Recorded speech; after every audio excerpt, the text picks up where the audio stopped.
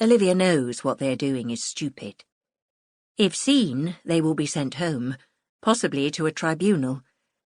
Never mind that to touch him could be life-threatening. But who will see them? The beach is deserted, and so dark she can just see a few feet into the inky sea. The only sound is the swooshing drag of the waves.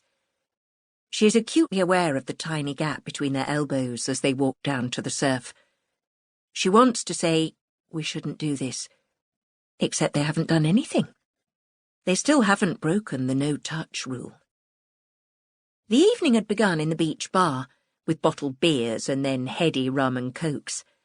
They had sat under its corrugated iron roof for hours, a sputtering hurricane lamp between them, as the sky flared bronze. They'd talked about going home for Christmas in 5 weeks, and how they both wanted to come back to Liberia. She told him about Abu, the little boy she had treated and then sobbed for on this beach the day he died. And then they'd talked about where they'd grown up and gone to medical school, and their families. His home in Ireland sounded so unlike hers. He was the first to go to university, and to travel. She tried to explain how medicine represented a rebellion of sorts to her parents, and his eyes widened, as they had when she confessed to volunteering at Christmas to avoid her family. She had noticed his eyes when they first met at the treatment centre. They were all you could see, after all, behind the visor. They were grey-green, like the sea in Norfolk.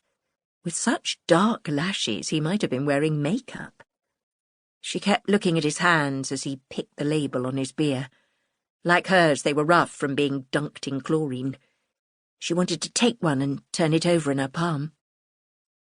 By the time the bar closed, the stars were out, spilt sugar across the sky.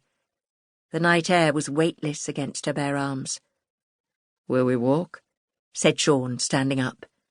Usually she stood eye to eye with men, but he was a head taller than her.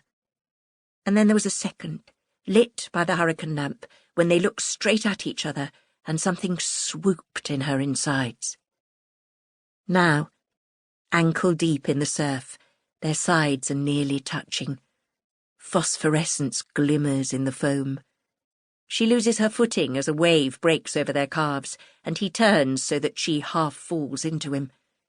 His hands reach to steady her, and then circle around her waist.